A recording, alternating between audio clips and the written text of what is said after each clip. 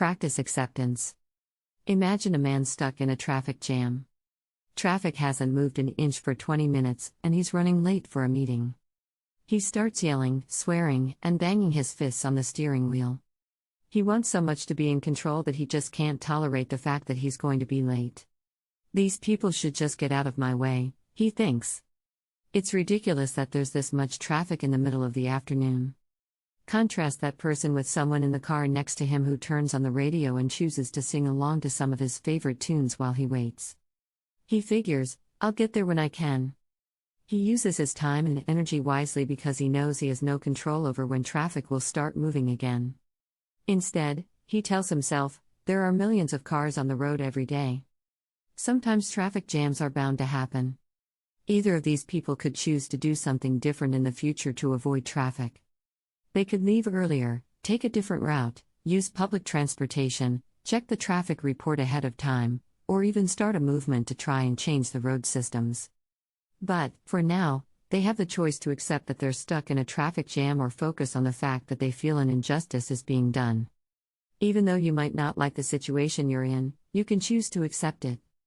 You can accept that your boss is mean, that your mother doesn't approve of you, or that your kids aren't striving to be high achievers.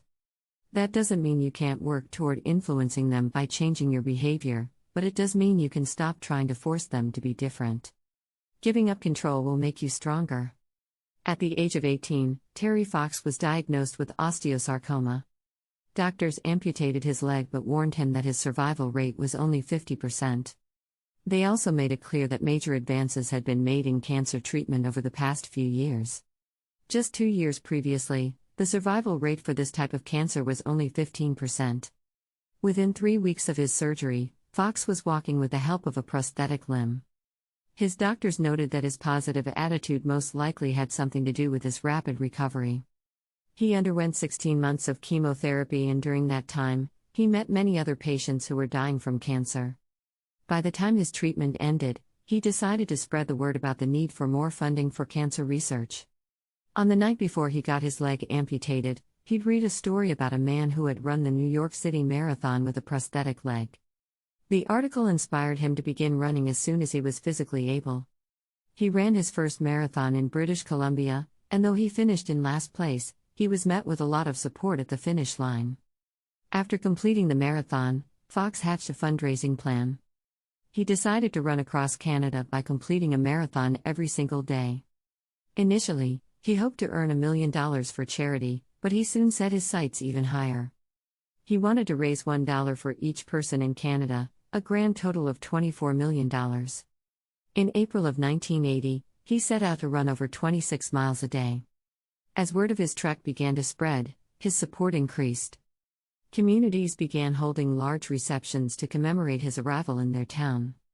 He was asked to give speeches, and the amount of money he raised increased. Fox ran for an amazing 143 days straight. But his run came to an end one day when he couldn't catch his breath and he began experiencing chest pain. He was taken to the hospital and doctors confirmed that his cancer had returned and spread to his lungs. After running over 3,000 miles, he was forced to stop. His journey had raised over $1.7 million by the time he was hospitalized. But as the news of his hospitalization circulated, he gained even more support. A 5-hour telethon raised $10.5 million. Donations continued, and by the next spring, Fox had raised over $23 million. Although he attempted a variety of treatments, his cancer continued to spread, and in June of 1981, Fox died from complications of his cancer. Fox understood he couldn't control every aspect of his health. He couldn't stop people from getting cancer. He couldn't even control the spread of the disease in his own body. Instead of focusing on those things, he chose to put his energy into the things he could control. In his letter requesting support prior to his run, Fox made it clear he didn't think his run would cure cancer, but he knew it would make a difference. "The running thing I can do, even if I have to crawl every last mile," he said. His choice to do something that seemed unimaginable gave him a purpose that continues today. Each year, countries all over the world participate in the Terry Fox Run. Over $650 million has been raised in his honor.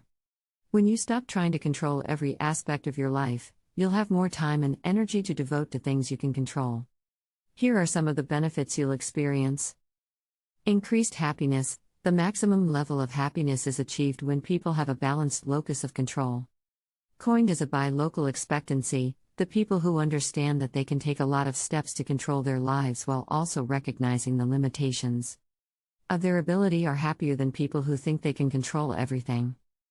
Better relationships. When you give up your need for control, you'll likely experience better relationships. You'll have fewer trust issues and you'll welcome more people into your life. You may be more willing to ask for help, and other people are likely to view you as less critical. Research indicates that people who stop trying to control everything experience an increased sense of belonging and community. Less stress. When you stop carrying around the weight of the world, you'll feel less stressed.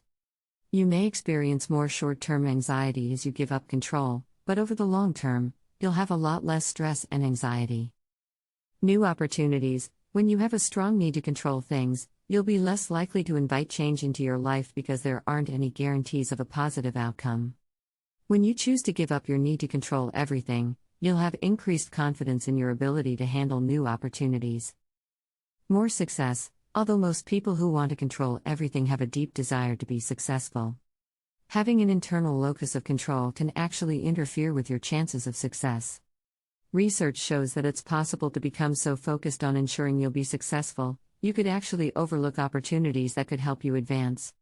When you give up your desire to control everything, you'll be more willing to look around and you may recognize good fortune that comes your way even if it isn't directly related to your behavior. Troubleshooting and common traps.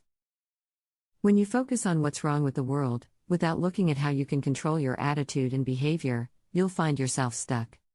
Instead of wasting energy trying to prevent a storm, focus on how you can prepare for it. What's helpful?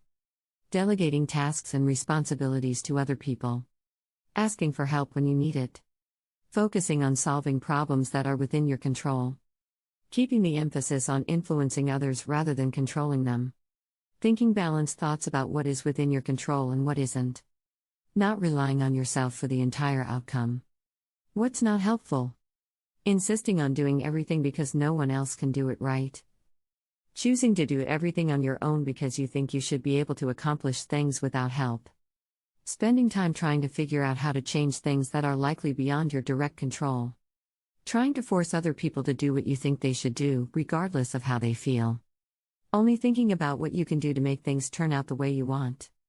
Taking full responsibility for the end result without acknowledging other factors that influence the outcome. Thanks for watching. Please like, share and subscribe.